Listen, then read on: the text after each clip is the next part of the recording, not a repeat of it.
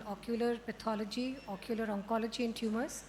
And I am happy to have Dr. Biswas as the chairperson of this session and Dr. Dipankar Das as the co-chairperson. May I have the co-convener, Dr. Sonali Kumar, here? Please join us. Please. And moderator, Dr. Sneha J. Shah. So with this, we start the... Yes. So I believe in starting in time. I think everybody is over here. And we'll start with the first paper. And first paper, can you, Dipankar, you can announce? Dr. Sangeet is presenting the first paper. Sandeep will present. he'll be presenting on evaluate the role of vitrectomy in retinal capillary angioma. So we have 5 minutes for the speakers. Please be careful about your timings and your question answers. Can we have the timer, please? Good morning, everyone. Thank you for allowing me to present before. So my topic is evaluate the role of vitrectomy in retinal capillary angiomas. So retinal capillary angiomas, as we all know, it can be sporadic or they may be associated with von Hippel's Lindau disease, and they are orange-red vascular tumors with dilated feeder vessels.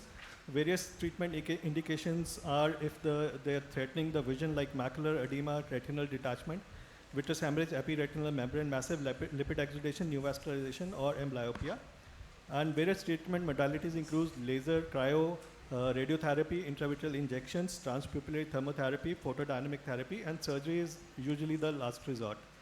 So the purpose of this study was to evaluate the role of vitrectomy, its surgical strategies and outcomes for a comprehensive understanding of the use of surgery in the context of retinal capillary angiomas. Study design, this is an interventional case series of 4 cases of retinal capillary angiomas who underwent surgery for various clinical indications.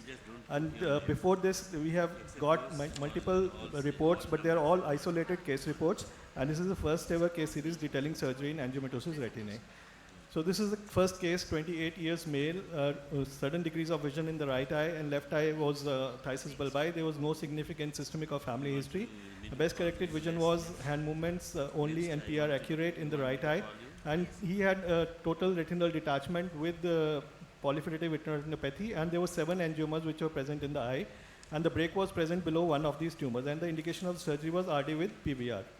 And this patient underwent a 20-gauge vitrectomy. This was done long ago in 2007.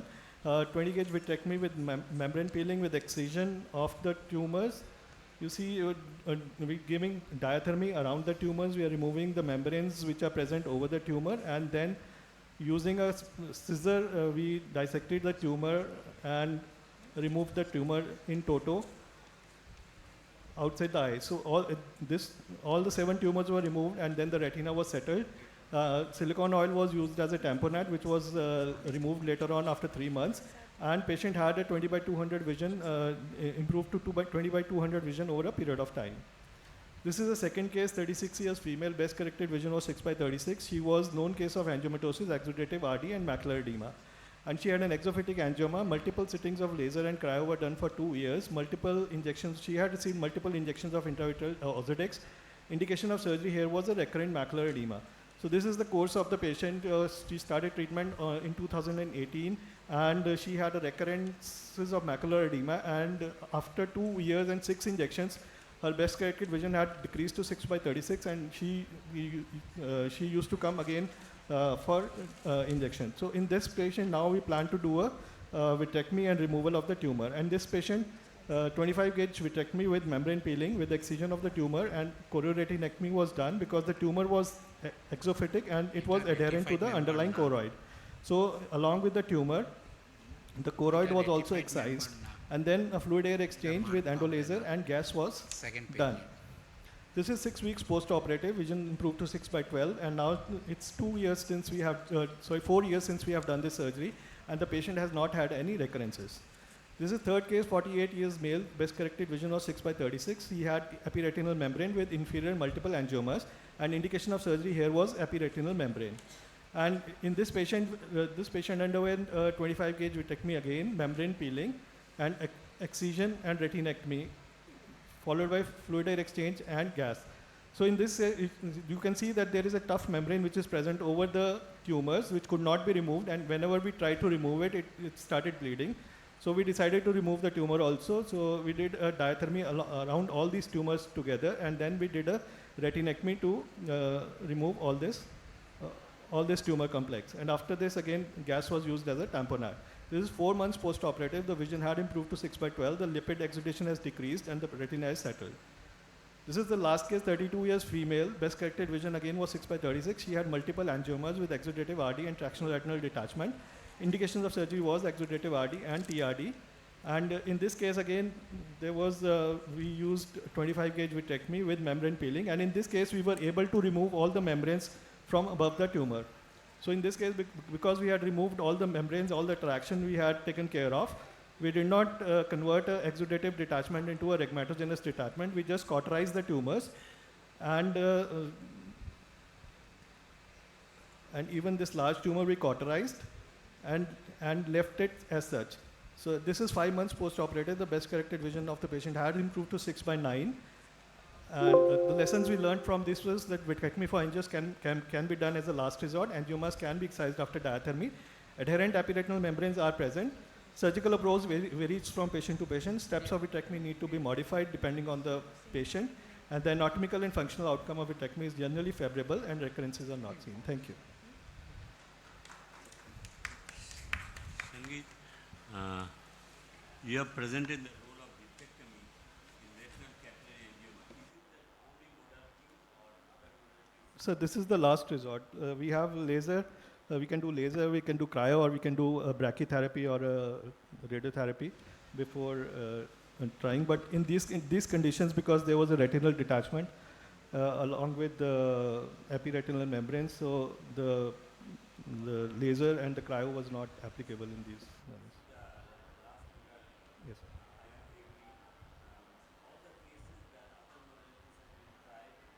So in one of the cases in which there was a macular edema, we had tried laser, we had tried cryo, and we have given intravitreal injections also. But the other cases where there was a retinal detachment with a break, there was no other option otherwise to go in and operate. And in the last patient where there was tractional retinal detachment over the macula, which was extending to the macula, we had to operate. And in the third case also, we had a epiretinal membrane, so vitrectomy was indicated for that. Pardon, sir? Yeah, there were multiple tumors in at least 3 of these eyes, and they were all related to VHL only. So. Any recurrence was there? No, there was no recurrence after vitrectomy.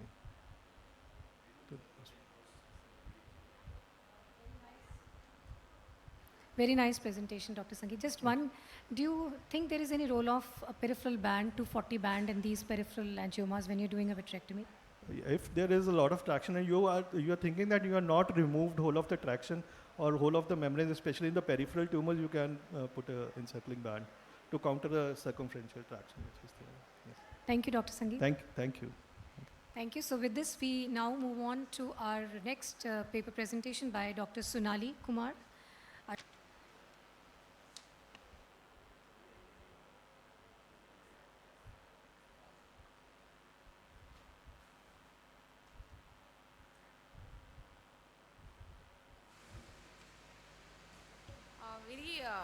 Good morning to all of you. The title of the study which I am going to present today is Clinico-Demographic Profile, Management and Treatment Outcomes in Advanced Retinoblastoma. Cursor is not moving. RB is the common primary intraocular malignant tumor. The management of RB is intricate and challenging, and aim of treatment is to save life first, then globe salvage, and if possible preservation of vision. Eye salvage is possible in advanced RB, present error due to inclusion of neo-treatment modalities like ISC and plaque brachytherapy, but there is a disparity in this rate in developed and developing countries. Eye salvage in advanced retinoblastoma is also marred by many controversies. First, there is a risk of metastatic spread, as regression of the tumor is possible with multiple sessions of chemotherapy. And second, this treatment is not free of side effects, which is not justified if the prognosis is poor in the affected eye.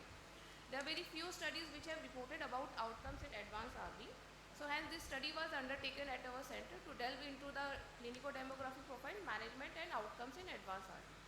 It was done at Army Hospital Research and Referral, Delhi. It was a prospective cohort study. It was done for 3 years, 6 months. All advanced intraocular retinoblastoma cases were included, and patients with group A, B, C, RB and patients who were treated somewhere else were excluded. 42 patients were recruited. Tumor was classified as per ICRB criteria. Systemic evaluation like CSF aspiration, bone marrow biopsy and PET scan was done on all cases. All ocular examination were done under GA and histopathological examination was performed where enucleation was done. In our center, we formulated our own treatment protocol based on the laterality, extent of the lesion and the results of already published studies. All patients were evaluated every 4 weeks and they were followed up for 1 year. The primary outcome measure was response to the treatment in terms of regression of tumor and no sign of recurrence after 12 months in enucleated eyes. And secondary outcome measure was complication associated with each treatment modality. So mean age of the study population was 13 months. There were 23 female and 19 male. Unilateral condition was found in 40 patients and 2 patients had bilateral retinoblastoma. Right eye was involved in 26 patients and left eye in 15. Common clinical presentation was leukocoria with diminished lesion. Group D was found in 2 patients and group E in 40 patients. Like all group E patients were offered both IAC and primary enucleation, but 12 patients, their next of kin opted for primary enucleation as it was not possible for them to visit hospital every 4 weeks. And in 30 patients, we attempted globe salvage treatment. Systemic chemotherapy was given in 3, IAC in 27, and focal therapy like TT and cryotherapy were given in 5 patients. Plaque brachytherapy was recommended in 2 patients, and secondary enucleation was performed in 6 patients. So in primary enucleation, the resolution was found in 11 patients, complete resolution, and implant exposure was found in 1 patient, and in that patient, the MRI showed there was a recurrence of the tumor. So child had received 6 cycles of chemo followed by EBR. In globe salvage group, the complete resolution was found in 23 patients and no response was found in 3, and in 5 patients the recurrence was found, and in secondary enucleation complete resolution was found in 6 patients. So these are the photographs of few of our patients who had been treated at our center. So this is showing the enucleated eyeball with 15 mm of optic nerve, and this is showing a regressed RB, group E RB following 3 cycles of IC. So this photograph is showing the indigenous ruthenian plaque which was placed over the tumor.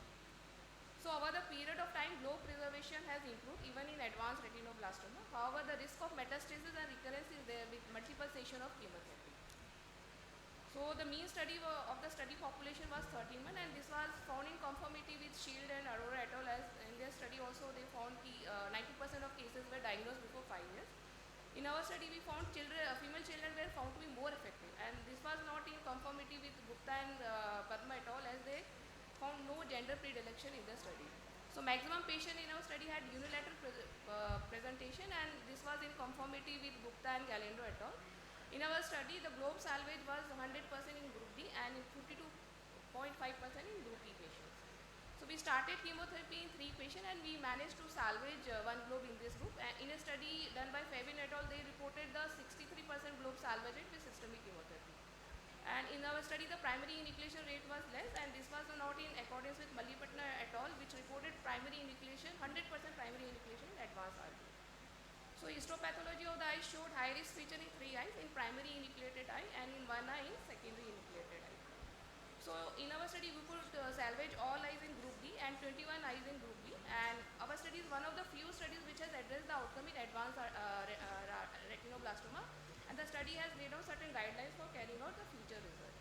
The main limitation was a small sample size, and it was a single center study, and to conclude, challenges in RB can be overcome by adopting holistic approach. Eye can be salvaged in this subset with a less risk of recurrence, and treatment with ISC with the 3 drugs has found very favorable outcome in the study. And need of frequent follow-up for patients who are in systemic chemotherapy should be stressed by the treatment. Thank you.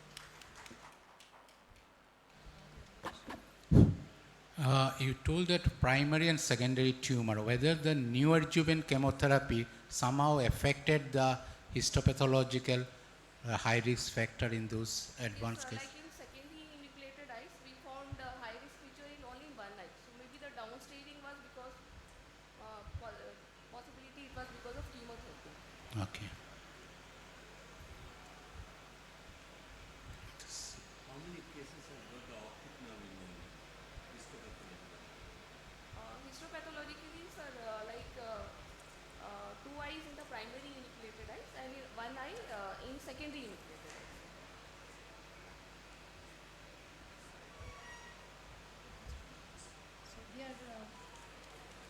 If anybody has a question from the audience, we can welcome that.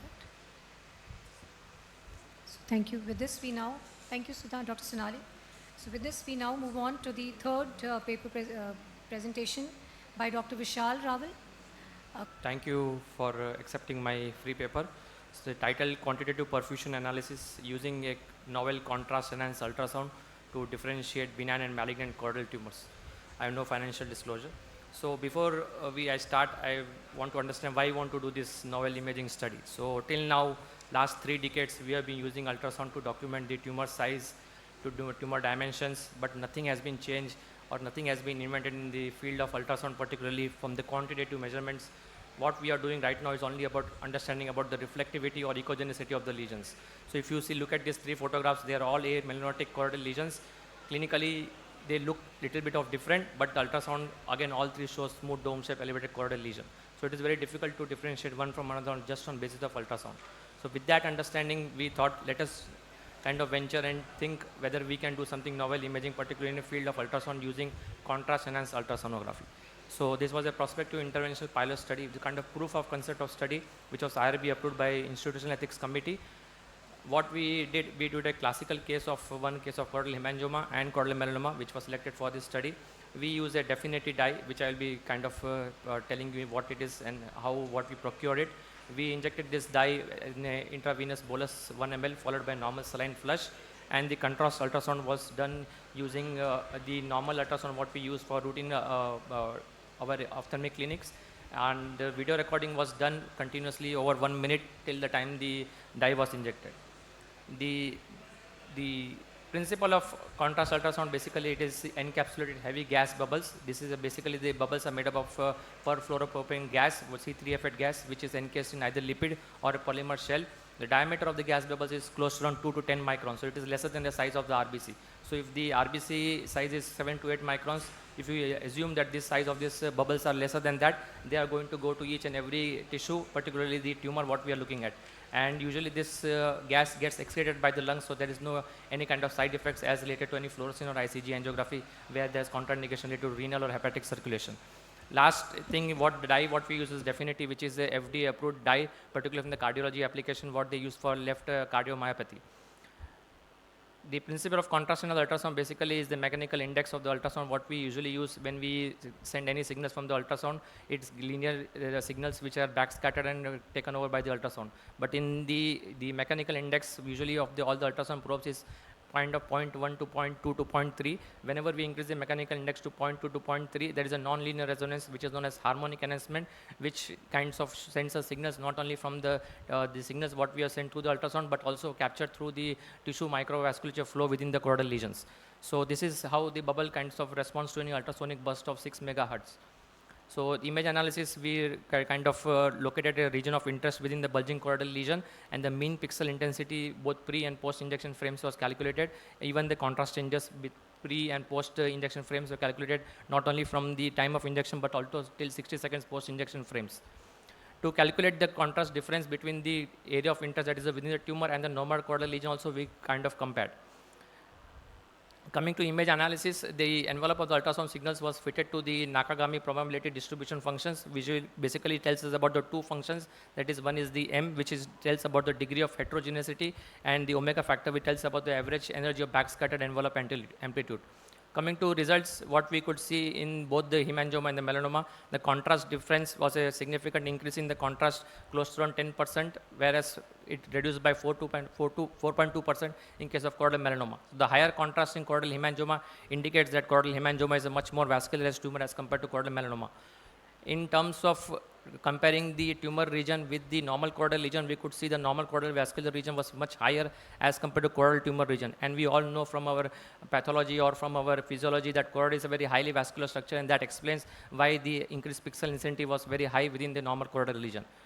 This is just the case what we have done where the contrast ultrasound, we can see pre and post contrast ultrasound, there is increased reflectivity or increased echogenicity within the lesion, and this explains the choroidal hemangioma being having a very thin, large blood vessels with a very high vascular blood flow in comparison choroidal melanoma where the contrast is much lower as compared to hemangioma, and it explains because of the larger blood vessels, mature blood vessels, and the lower blood flow velocity.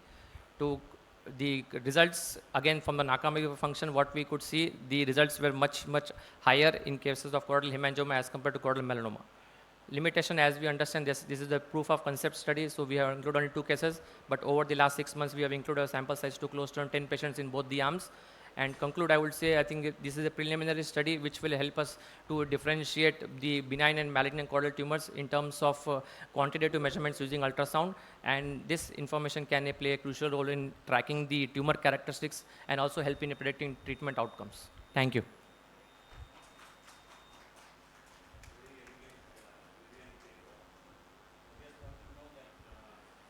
I'd like to know that when you get the melanoma, that ultrasound, do you think that according to that cell type, the ultrasound picture will be different?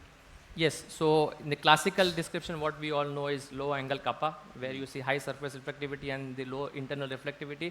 But if there is a tumor necrosis or there is a vitreous hemorrhage within the tumor, then you will have variable reflectivity. Then it will be very difficult to differentiate just on basis of ultrasound. Dr. Vishal, nice paper, but I want to ask you, it's not the cell pattern which is important. If you see the pattern of vascularity in the choroidal melanoma, yes, there is out of 9 vascular pattern, the 3 has a worse or a poor prognosis, okay? Yes. Whether you can pick up those in the contrast analysis, that will be important. So Secondly, you have compared with choroidal melanoma with hemangioma. Yes. Whether metastasis will be useful. If you see, if you want to show the point, it is the high rise versus the peak time, yes, which would give a better in the all the 3 conditions. Excellent question. So we have included in the recent study 10 cases of melanoma, 10 cases of hemangioma, and 10 cases of choroidal metastasis. So we are currently right now analyzing that results, because at the time of abstract submission, I could only submit the proof of concept of study. But yes, by next year I should have the details of all 3 arms where we are selecting benign and choroidal malignant lesions, limiting not only just to the choroidal but even the retinal circulation, retinoblastoma also we are thinking of using this tissue microvasculature blood flow velocity. Thank you. Thank you. Dr. Vishal, one quick question. What is your biggest advantage over the conventional ultrasound? Because on the conventional also we pick up melanomas very well, Yes. we pick up hemangiomas very well. They have very characteristic signs. So what is the advantage of doing this and the logistic issues when you compare it to the conventional ultrasound? Okay, so the conventional ultrasound is just telling you about the reflectivity. It is not telling you about the quantitative. So as you can see, this was a pilot study. We could see there is increased vascularity within the choroidal hemangioma. So it can give a cutoff mark. So that's what we are doing in our next paper in the 10 cases where it shows a cutoff mark of area under the curve, AIOC curve. If it comes below that, we know it is a melanoma. If it goes beyond that, it is a hemangioma. So I think from the ophthalmologist point of view, it might not help. But yes, from the non-paramedical or the optometrist who is doing the contrast ultrasound, if we get that particular value and if they see that, you can make a diagnosis just on basis of your quantitative parameters. So yes, it is kind of evolving study. We want to understand the tissue microvasculature within the tumors, and this is the only way what we can understand. Fluorescein or ICG angiography just tells about the blood flow within the tumor. It doesn't measures the blood flow. So this is the only way which and we can logistic issues? It's the normal how we do fluorescein angiography, same thing we have to get the dye. So it is nothing unusual what we are doing, and this is FDA approved. People in the cardiology or in the hepatology physicians, they do in and out daily, they do this kind of contrast ultrasound. So there's nothing related to any contraindication. Only contraindication is left to right shunt should not be there.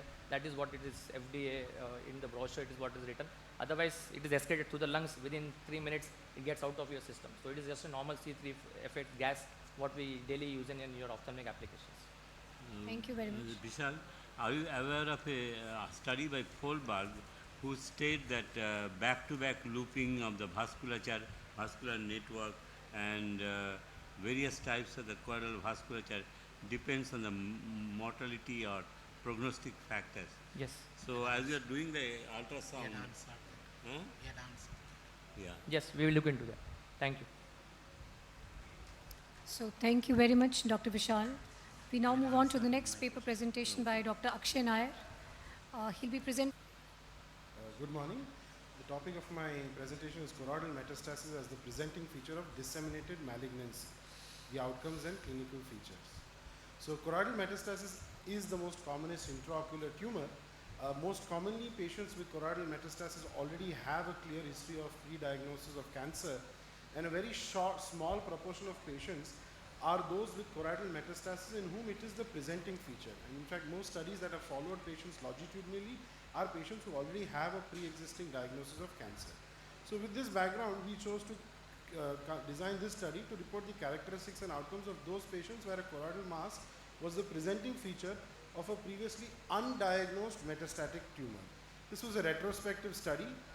We had a total of 44 patients of choroidal metastasis in whom 27 had a previous diagnosis of cancer. Lesser than 6 months follow-up was excluded, so we had total 12 patients included who had a complete systemic assessment at the time of presentation. We had 12 patients, a total of 14 eyes were included. The mean age of presentation at the time of diagnosis was 62.5, and most of the patients were male. In 70% or 10 out of the 14, solitary mass lesion was seen, and lung was the most common primary in these patients, followed by breast and cervix, esophagus, ovary and prostate. The most commonest complaint was reduced vision. The mean duration from onset of complaints to presentation was 12.6 days. Interestingly, the mean number of metastatic sites involved at the time of diagnosis, including the choroid, was 2.3. Now, all patients received chemotherapy. 3 patients had disseminated mets and offered direct palliative care. 3 patients underwent surgery for the primary site, followed by chemo and radiation. And there was only 1 patient who at the end is now found to be stable with no recurrence. So the mean survival in this group was 12 months. 6 patients in this group died due to disease, and in that group, the death occurred at a mean of 4.8 months from diagnosis. Doing a separate analysis, those with solitary lesions had a higher survival rate compared to those with multifocal lesions. Now, the choroid is one of the most vascular structures, so it provides a very receptive environment for metastasis that detach from the primary. We look at a couple of index cases. This is a 75-year-old male who complained of blurred vision, and you can see there is a plaque-like lesion which is elevated, a classical lumpy bumpy appearance, and some SRF at the macula. The patient underwent a PET CT, and a primary was seen in the lung, and a guided biopsy showed this was a papillary variant adenocarcinoma, and you can see the PET CT lighting up, showing bone metastasis along with disseminated metastasis. The patient refused traditional chemotherapy and was offered a once-a-day tyrosine kinase inhibitor, which is erlotinib. And at 1 year, the patient came with for follow-up. You can see that the lesion has completely resolved with only scarring. Interestingly, the PET CT showed that even the primary had cleared up, and the patient eventually died 5 years later of unrelated cardiac illnesses. Although not all stories are as good, we had a couple of cases. This is a solitary breast mass that presented. A patient died within 5 months of presentation. So we had a variety of presentations, peripapillary optic nerve head mass, as well as discrete lobulated masses from the breast. This was a patient who had bilateral multifocal masses in the choroid, a 10-day history, and you can see the matting of the omentum. These are primary ovarian tumors, and the patient died within a few months of diagnosis. So if we look at studies that have previously assessed this, they find that the number of patients, or the proportion with no primary diagnosis of cancer, was under 15%. Except this case, which is almost a 25-year-old paper, where probably because of less advancement in PET CT and diagnosis methods, a primary diagnosis was not obtained in almost 34% of the patients. As a rule, choroidal metastasis indicates advanced disease, and in patients with choroidal metastasis, the mean survival is 11 months. This is another large series where the mean survival was 13 months, and our data fits within this. In patients with those with the previous diagnosis of cancer, the mean survival was 16 months, whereas in our series with no previous diagnosis of cancer, the mean survival was 12 months. Patients who present with a METS without as a presenting feature have a lower mean survival compared to those with a previous diagnosis of cancer, but our group is too small to make a very substantive conclusion. But what we can say is that solitary lesions may have better outcomes, and one should have a low threshold for PET-CT in suspicious cases. Our data as well as literature shows that lung and breast are the most common primaries and have slightly better outcomes when they present with choroidal metastasis.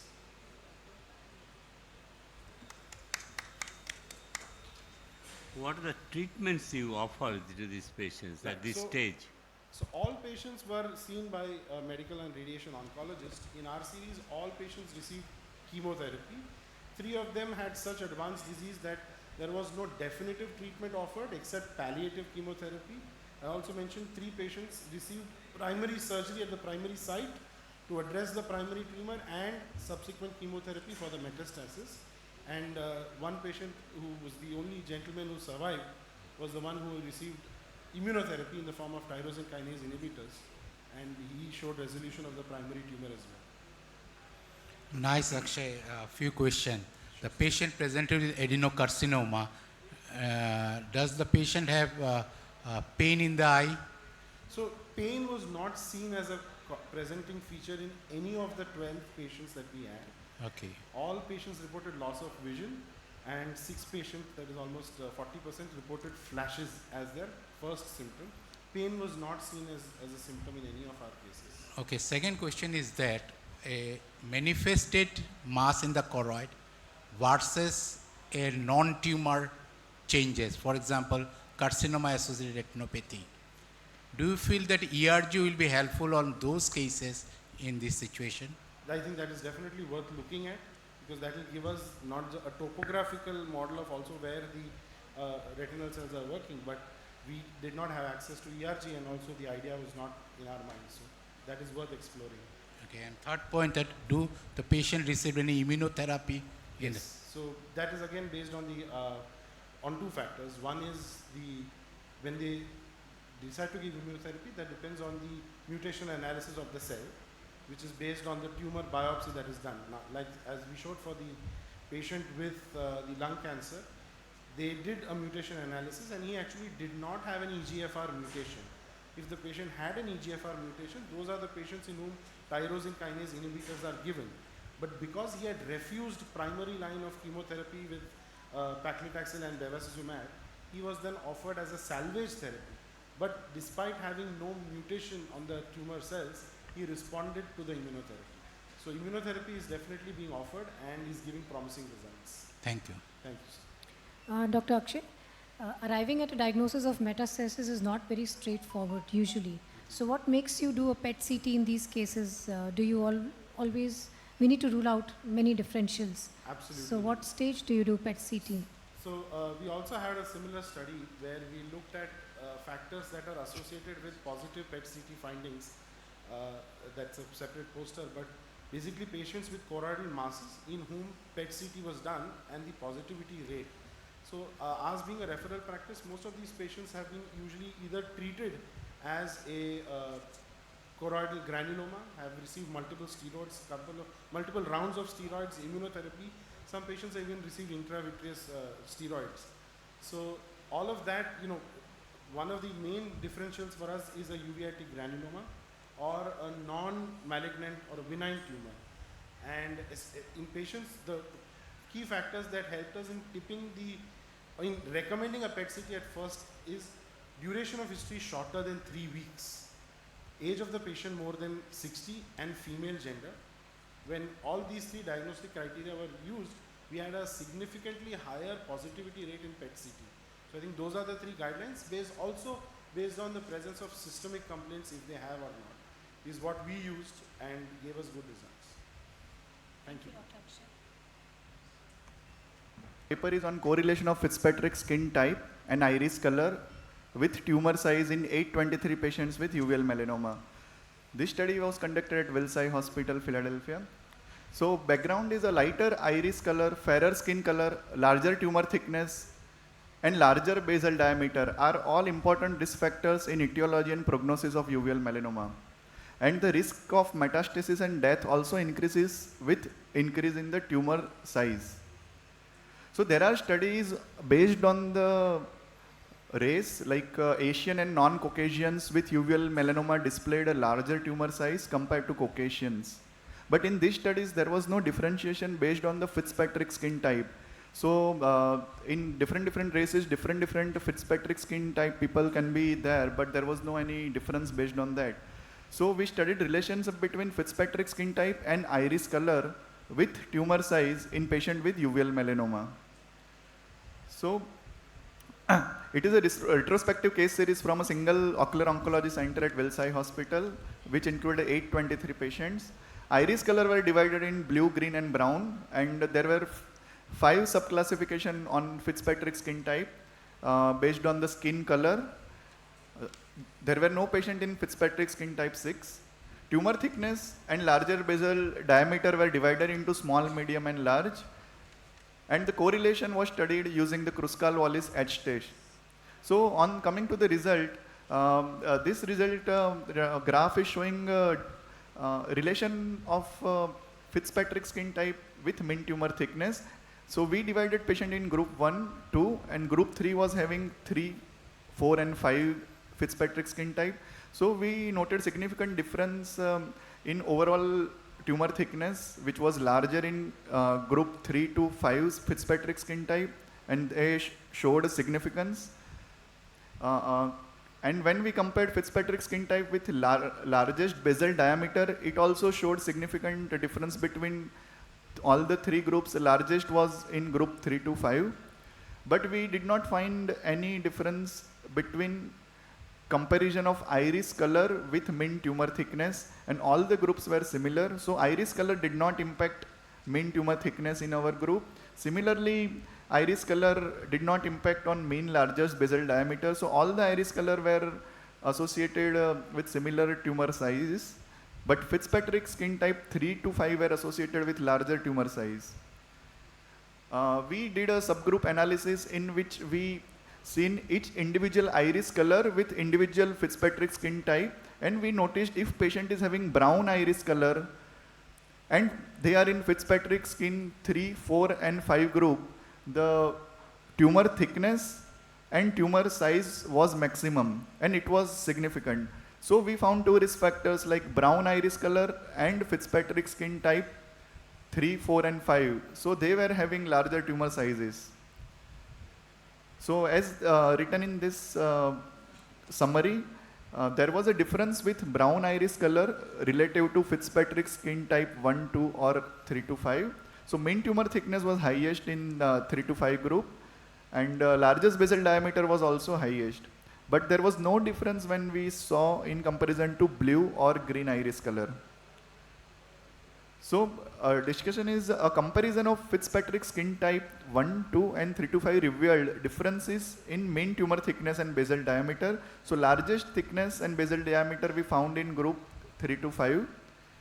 Comparison of iris color did not show any difference in tumor sizes. But when we compared individually iris color with individual FST, we showed difference with brown iris color relative to FST 3 to 5. With any patient having brown iris color and they fall in 3 to 5 FST were having larger tumor size. So conclusion is patient with brown iris color and FST type 3 to 5 demonstrated larger tumor thickness and basal diameter. Indian population usually falls under the same iris color and same FST type, could be at higher risk of developing larger uveal melanoma. Limitations of our studies were there were more number of patients in Fitzpatrick skin type 2 compared to other groups, and no patient in Fitzpatrick skin type 6. And relationship between FST and iris color was not studied as per HSCC classification. These are my references. Thank you.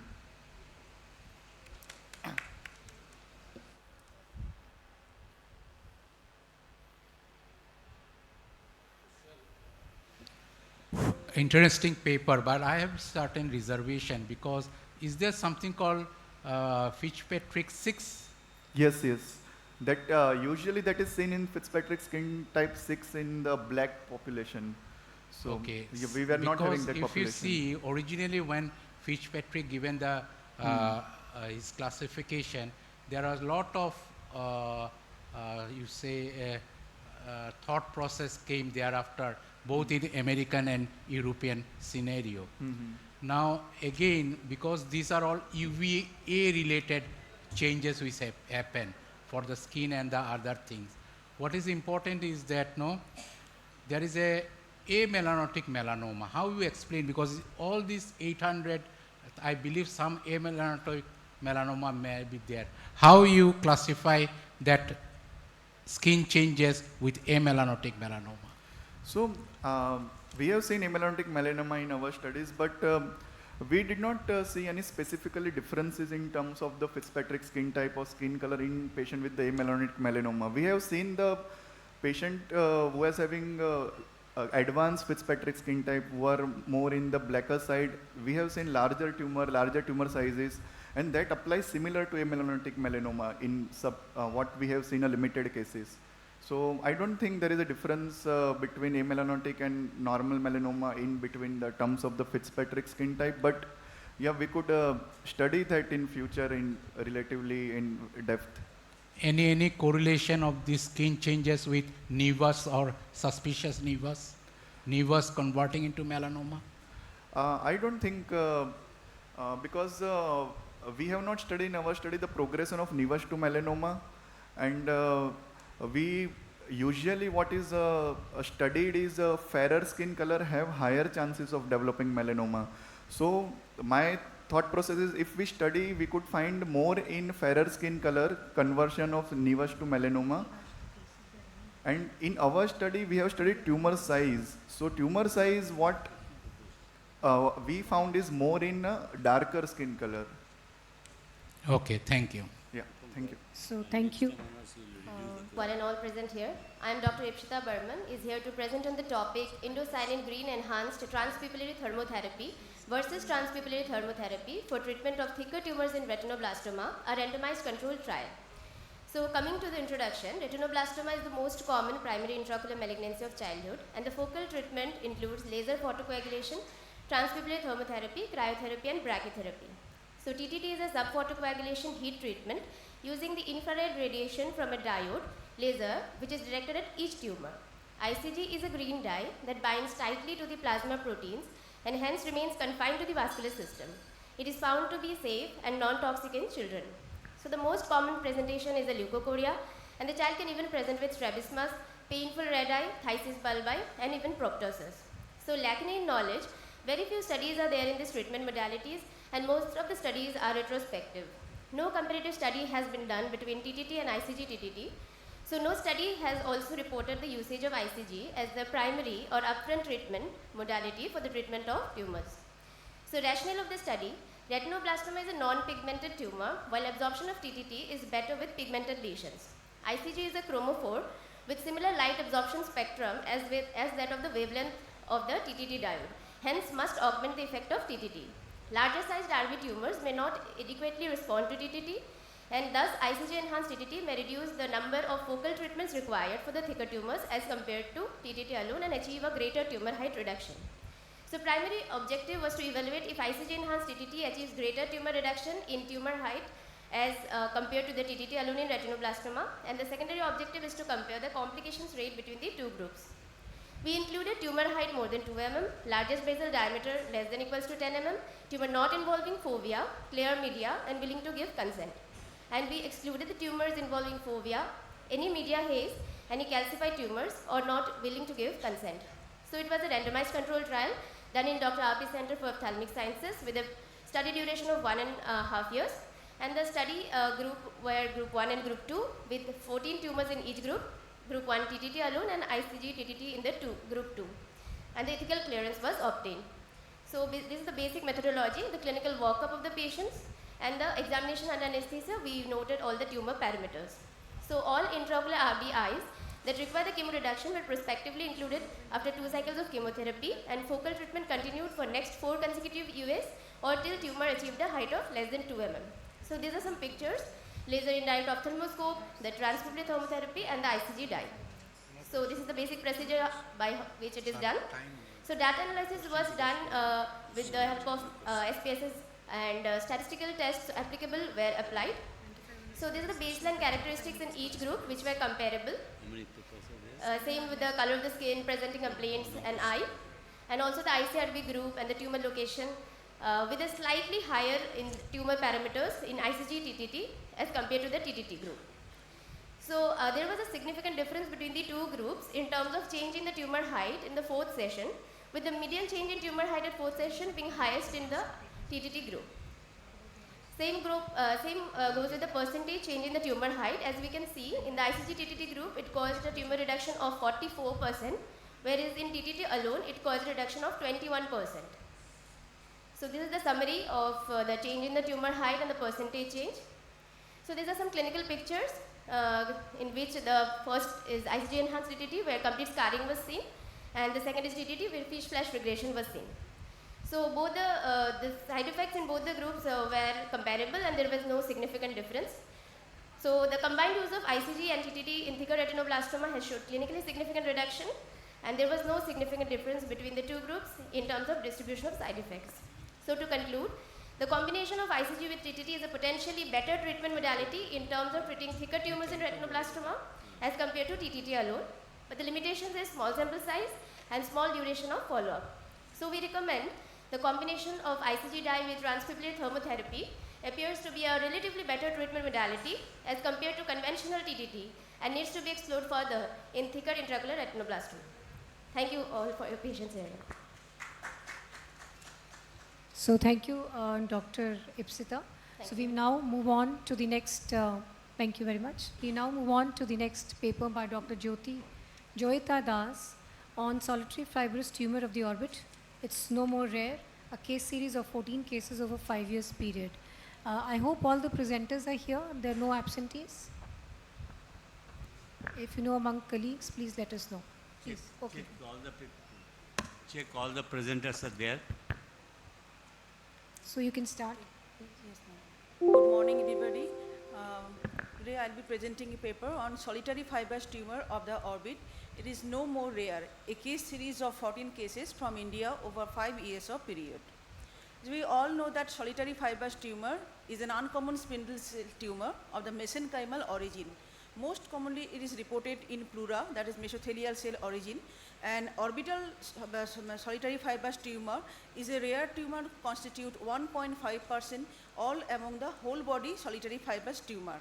So the clinical features, aggressiveness of the tumor growth, local recurrence, malignant transformation of orbital SFT vary among population as with like other cancers. So the aim of the study is to analyze the clinical, radiological, management and prognosis of the orbital solitary fibrous tumor treated in our center.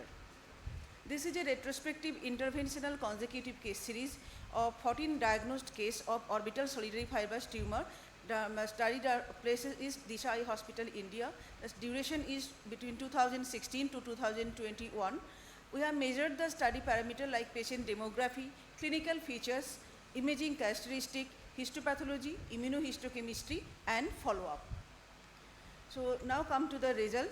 In the prevalence, you can see among the all 248 orbital tumor, there is only 14 cases of solitary fibrous tumor has been detected. So the prevalence rate is 5.645 in our series. There is no gender predilection and most of the patient has a good vision of more than 20/60. The mean age of presentation was 39 years and the median age is 37.5 years. Now come to the location. Extracorneal location was 57% and tumor presented in the intracorneal location was 41%. And if you see the distribution of the quadrant of the orbital location, the most common type was superomedial location, that is 42%, followed by superolateral and inferomedial and inferolateral. And among the clinical presentation, most patients presented with proptosis around 64%, followed by eyelid swelling in 28%, then ptosis and finally strabismus. And if you see the imaging characteristic, these are quite variable in this type of tumor.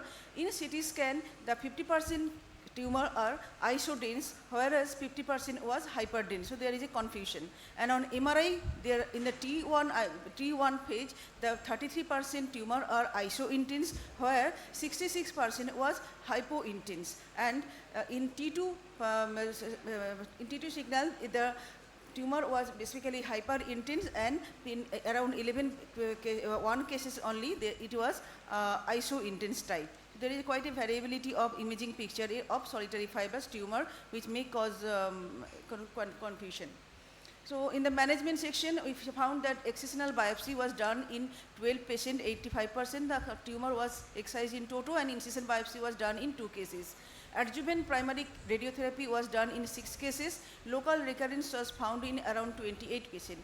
At 24 months follow-up, 100% cases was tumor-free after undergoing revision surgery and subsequent radiotherapy. The histopathological and immunohistochemical examination, we found that the specimen was well defined in 8 cases. Fragments, that is, it is a very fragile tumor, found in 3 cases, and cryo-assisted incision biopsy was done in 2 cases. And among the microscopical finding, sheets of spindle-shaped cell arranged in haphazard pattern. There is a dilated staghorn-shaped blood vessels with surroundings cellular spindle cell trauma. This is the staghorn pattern. This is actually the collapsed blood vessels. On immunohistochemistry, 100% CD34 and STAT6 was positive in 100% patient, and vimentin was CD99 and BCL2 was present in 64% cases. These are some of the relevant study done elsewhere. We can see in the 2020, Blessing et al. Has presented a sample of 21 patients. Yes, sir. And all patients are alive. And here also they found CD34 and STAT was positive. Yes, sir. And in our study, we found 14 cases. Here also we found 100% patient was positive in CD34 and STAT6. There was local recurrence found in 4 cases. However, after redo surgery and radiotherapy, all are alive. There is no recurrence after 24 months. So to conclude, orbital solitary tumor is a rare tumor with an aggressive course. Imaging guidance required for precise location, extent of tumor, and surgical planning. Histopathology and immunohistochemistry is to confirm the diagnosis. Meticulous surgery, post-operative radiotherapy lowers the recurrence. These are my references. Thank you. Thank you, Dr. Jayita. Thank you, sir. Thank you. Where from you got the immunohistochemistry done? So immunohistochemistry I did, and in Kolkata we have 2-3 centers. Most of the cases immunohistochemistry is done in Tata Medical Center in Kolkata, and rest are done in Roy and Trivedi. What was the pattern of the lesion in your case series? Like pattern of the lesion, it was more localized or diffuse? Yes, in my cases around the 14 cases, among the 14 cases, 12 cases was localized, and rest of the 2 cases was very much diffuse, and it was actually recurrent cases already previously operated elsewhere, and it recurred. So we did incision biopsy in 2 cases, that diffuse one. And then most of the time we see in our clinical practice ki more type of diffuse sort of solitary fibrous. In my series it was different. Even 3 cases I have that I thought it is a pleomorphic adenoma of the lacrimal gland by seeing clinically and also radiologically. Localized but surprisingly, madam? Very localized Yes, lesion, in my series localized cases are more. rare. Yes. Eyelid sebaceous gland carcinoma. These sebaceous gland carcinomas are most common eyelid malignancies, and they arises from the meibomian glands, glands of Zeiss, glands associated with the caruncle. Most common site being the upper eyelid, and they are known for their multifocal origin and pagetoid spread. Different presentations include solitary eyelid nodule, diffuse eyelid thickening with loss of flashes, chronic blepharoconjunctivitis, and rarely they can be pedunculated or ulcerated. Histopathology is the diagnostic modality of choice. In indicated cases, we do imaging to rule out distant metastasis. The purpose of our study is to evaluate the outcome of primary surgical treatment in terms of cosmetic, that including the lid contour, lid malposition that is occurring after the surgical treatment. But these problems, these issues sometimes also have functional issues. Now the second is the functional. By the term functional, I mean that these are more serious and more long-term implications like local lid recurrences, local lymph node enlargement, distant metastasis, death due to metastasis. We also study different intraoperative and postoperative complications. It is a single center, single surgeon study in a tertiary eye care center in eastern India. Ethics committee clearance was taken. The cases were collected from the MRD department over a period of 6 years, An incision, map or excision biopsy proven cases of eyelid sebaceous gland carcinomas undergoing primary surgical intervention were included in the series. Presence of pre-existing lymphadenopathy or any evidence of distant metastasis or any history of prior chemotherapy or radiotherapy were excluded from the study. Thorough clinical examination was performed. Thorough examination of the tumor mass regarding its size, laterality and the character, along with the systemic examination was done. The complete preoperative investigations to rule out metastasis like liver function test, chest X-ray, USG, whole abdomen, and in indicated cases, CT scan, MRI, and preferably nowadays whole body PET scan is performed. These are the different clinical appearances, starting from a small solitary nodule to ulcerated growth to diffuse eyelid involvement. Now the tumors localized to eyelid were handled with wide local excision with margin clearance, preferably under frozen section and confirmed by permanent section. In few cases, incision biopsy was done before local excision. Different methods of lead reconstructions were adopted. But diffuse conjunctival involvement or tumors with orbital spread were handled with orbital exenterations. Total 102 eyes were considered and age range was 50 to 70 years and female preponderance. Orbital spread was seen in 2 cases and histopathology reported showed margin clearance in all 100% cases. Most common tumor was in tumor stage 1B, that was according to AJCC edition of tumor staging. And the perineural or perivascular spread was seen in 30 eyes. Histologically, 2 cases showed extensive pagetoid involvement and minimum follow-up period was 6 months and maximum was 5 years. Now, according to the number of eyes and the tumor size, it is seen that tumors less than 10 mm was most common, about 95 cases, and clinical subtypes, the nodular variant was most common, around 73.56% of the cases. Now, if we consider again the distribution of the different clinical pattern with the tumor size, we get it nodular variant with tumor size less than 10 mm was very common. Methods of surgical intervention included, the most common was a direct closure, 56.86% cases we could manage with the direct closure, and next was the direct closure with little tissue release by doing cathedomic antholysis, 20 cases. The least method this chosen was master cheek rotation flap, only 2 cases, and the most devastating or destructive surgery that was performed was on 4 cases, 2 cases with pagetoid spread and 2 cases with orbital spread. In this distribution pattern, again we can see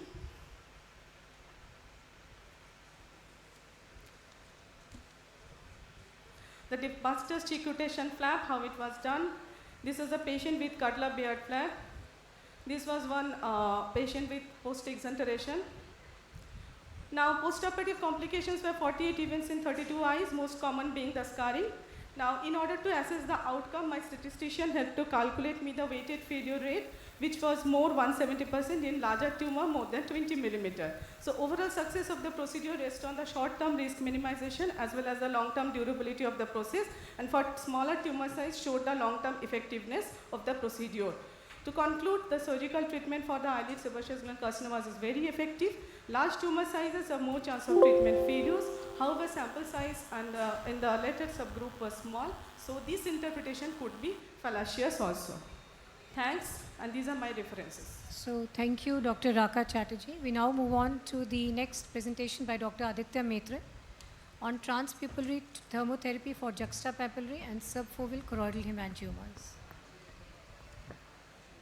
Good afternoon. So I'll be presenting about role of TTT in treating juxtapapillary and subfoveal choroidal hemangiomas.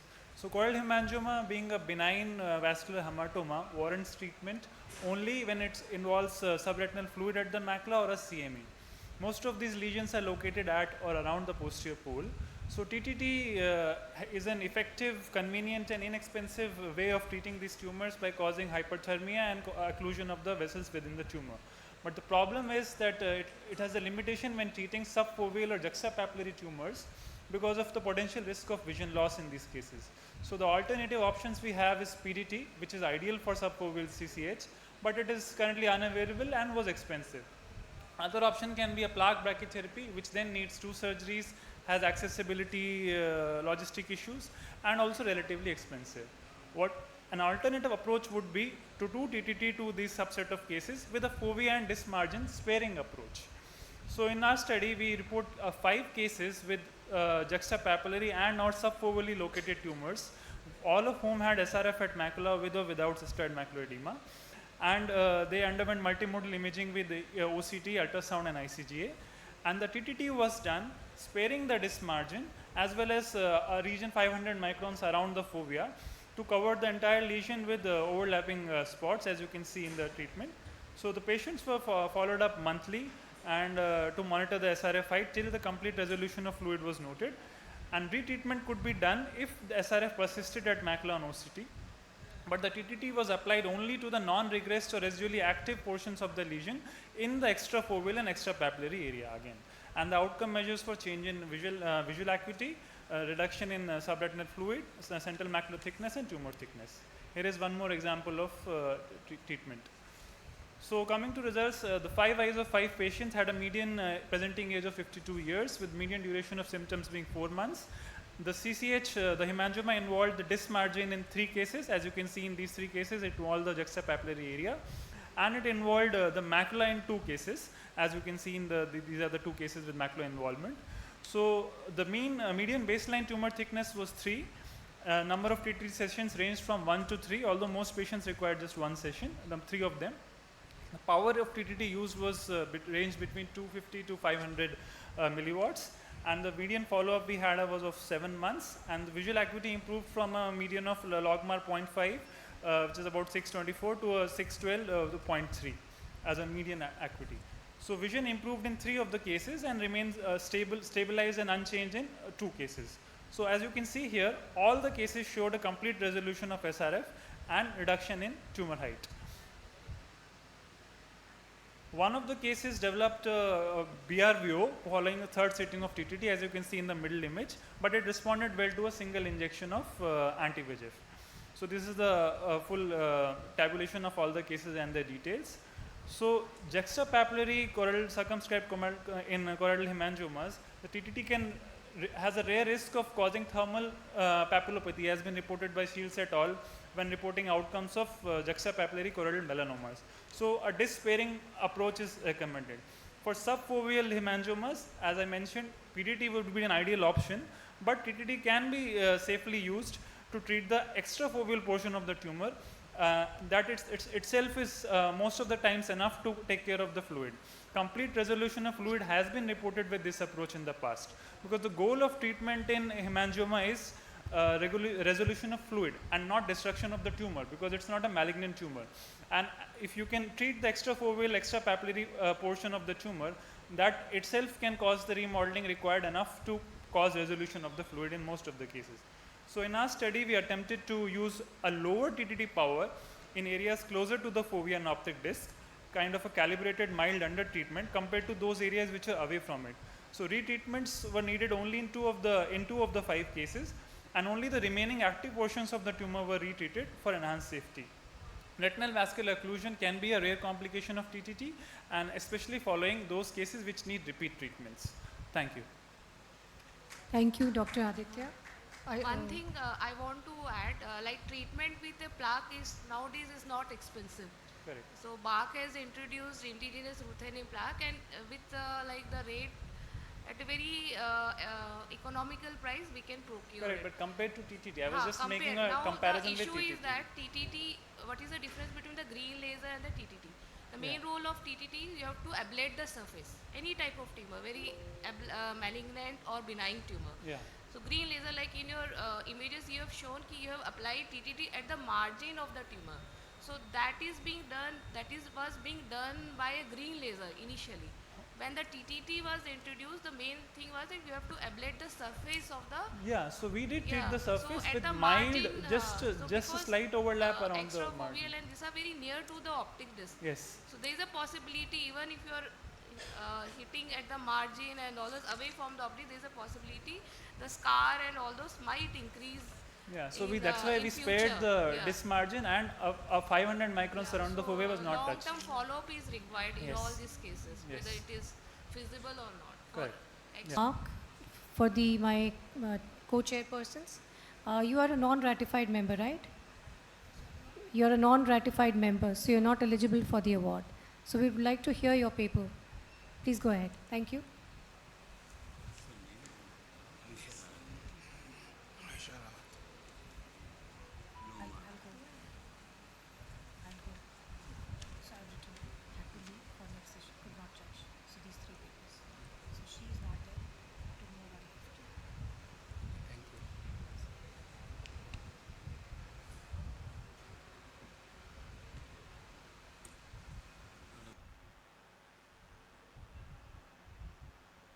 So a very good afternoon to one and all present here.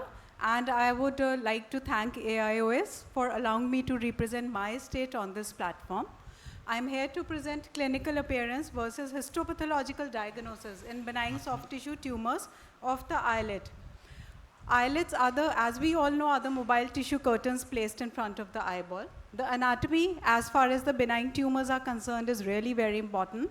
The skin being the thinnest in the body. Then, as we all know, the layer of striated muscle in the form of orbicularis, the submuscular areolar tissue, the layer of fibrous layer in the form of tarsal plate and the orbital septum, and the innermost being the conjunctiva. So in spite of being a small organ, the eyelids contain numerous histological elements that can be the origin of various malignant and benign tumors. It's important to make a mention of the important glands present in the eyelid in the form of gland of Zeiss, mole, the Meibomian glands, and the accessory lacrimal glands of Cross and Wolfram, which can lead to the numerous benign tumors of the lid. So 80% of the soft tissue tumors on the lid are benign in origin. They can be either developmental, as you all know, in the form of dermoid or epidermoid cyst. They can be inflammatory like a lesion. They can be infectious or vascular like hemangioma and the benign cyst, and the most importantly, the pre-malignant ones. Accurate diagnosis of any benign tumor of the lid, it is based upon history and clinical examination, like a patient of chalazion comes to us or molluscum comes to us. It is a spot diagnosis. But when in doubt, any suspicious lesion should undergo excision biopsy for confirmation of diagnosis by histopathological examination. Here, I am there to offer a case series of some interesting eyelid lesions which turned out to be histopathological surprises. So my first case is the conjunctival choristoma masquerading as nasal pterygium. This 70-year-old male presented with the complaint of diminution of vision, foreign body sensation in his left eye for the past 1 year. This patient, visual acuity was 624 owing to the nuclear sclerotic cataract he had.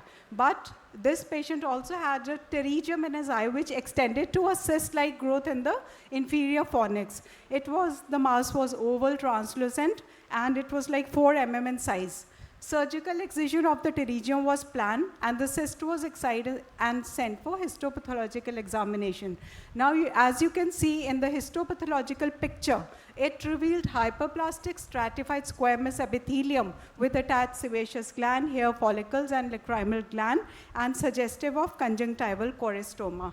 So a small mass in the pterygium, it turned out to be a choristoma. It was a histopathological surprise for us. The second case is the appearances can really be deceptive. Again, a 40-year-old male presented with slowly progressive mass just below the left brow region in the orbital part of the eyelid. The mass was oval, soft to firm, well circumscribed, about 2 to 3 centimeters in size. The overlying skin was normal. I don't have the pre-op picture because we didn't think it will turn out to be something like this. And what could be the differential diagnosis of such a nodule? Was it a solitary neurofibroma or any fibrous tumor? So again, excision biopsy was done, and to our surprise, intraoperatively, it was a deep red, highly vascular lesion, as you can see. And I think you can be able to make out from the histopathological slide itself that it shows dilated vessels, vascular channels lined by a single layer of epithelial cells, which is diagnostic of cavernous hemangioma. So a patient presenting with a solitary nodule in this age and such a big size, it turned out to be a cavernous hemangioma.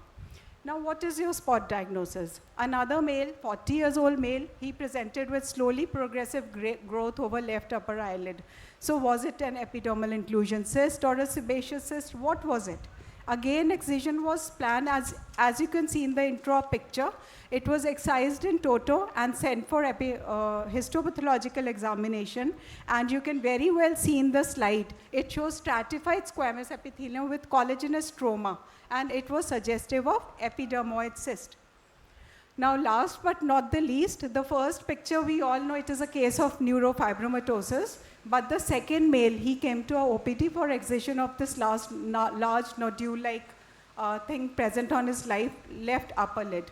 But before taking the patient for excision, we referred back the patient to a dermatologist, and the spot diagnosis of Favre-Racochet syndrome was made. It is because of chronic exposure to the UV rays of the sun, which leads to solar elastosis and resulting in cyst-like structure. So collaboration between ophthalmologists, dermatologists, and pathologists is often required.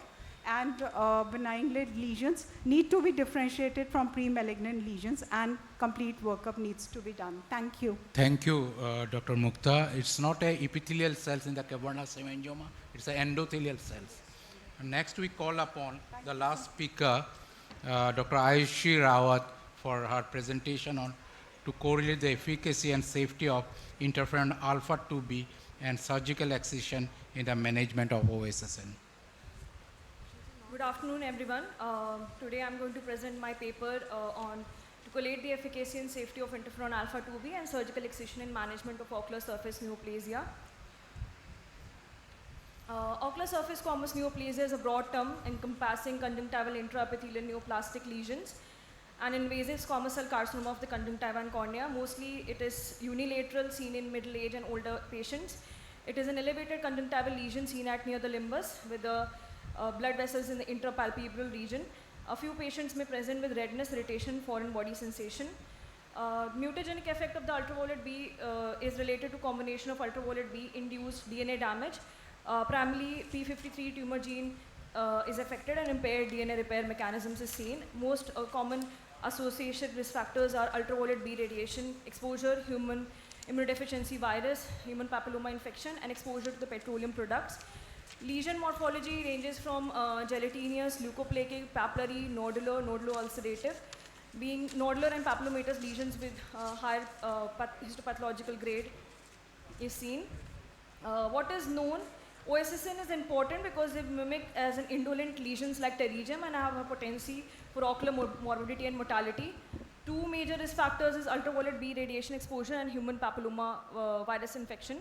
Lacuna of knowledge, as we know, in previous studies, medical and surgical treatment were combined in management of OSSN. Therefore, this study will compare the surgical and medical treatment separately. The aim is to compare the medical and surgical treatment in OSSN, objective to evaluate the outcomes, to identify the characteristics associated with successful OSSN treatment and with OSSN recurrence, and to describe the adverse events associated with surgical and medical treatment. This is a prospective interventional study, hospital-based, conducted over a span of 1 year. Two groups were divided. 3 patients received topical interferon alpha 2b, 1 million international unit per ml, 4 times daily, whereas 3 patients with lesions less than 4 clock hours and less than 5 mm were undergone surgical excision, and the patients were followed at first, third, and 6th month. Inclusion criteria: age more than 18 years and confirmed cases of OSSN on histopathological examination. Exclusion: less than 18 years of age, patients with pterygium, with severe dry eye, pregnant or breastfeeding females, in previous surgery or topical chemotherapy in the presenting eye, invasion of adjacent structures like lacrimal puncta, plica, caruncle, and other intraocular compartments. What we have observed, we have taken 3 patients with the median age group from 47 to 55 years of age, with 2 male and 1 female patient. And 1 patient was having HIV for 7 years, and the female was having a history of UV radiation exposure, and laterality was unilateral lesion was seen in all the 3 patients. So this is the first patient we have before the treatment, and this is the post-treatment after 3 months. There was complete resolution. In the patient 2, this is the first photo before treatment, and after treatment, this is the picture of partial resolution at 3rd month. And this is patient 3 before treatment and after treatment, which was followed at 3rd month.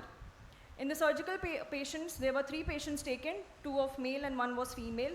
And one had a risk of history of smoking for 20 years, and other patient had HIV for 11 years, and all lesions were unilaterally present in the eye.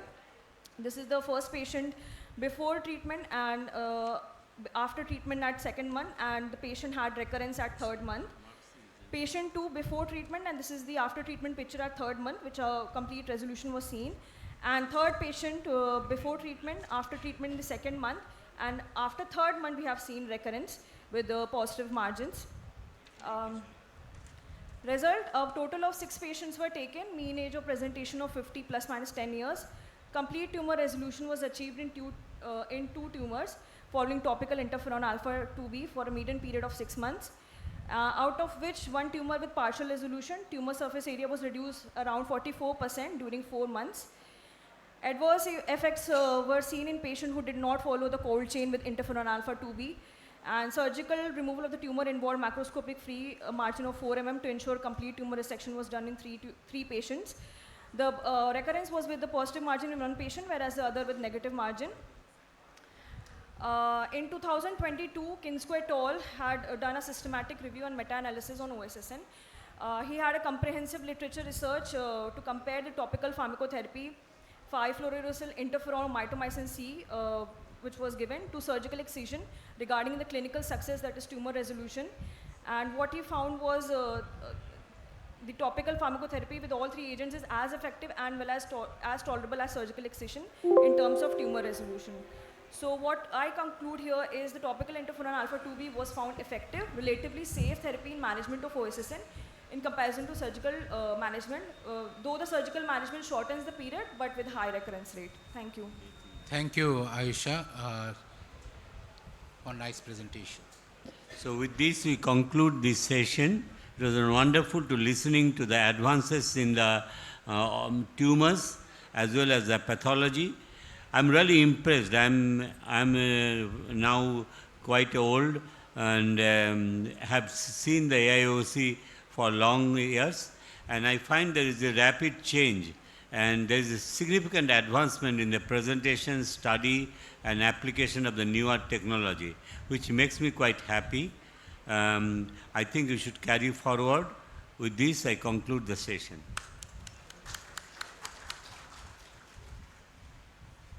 Time is 11 to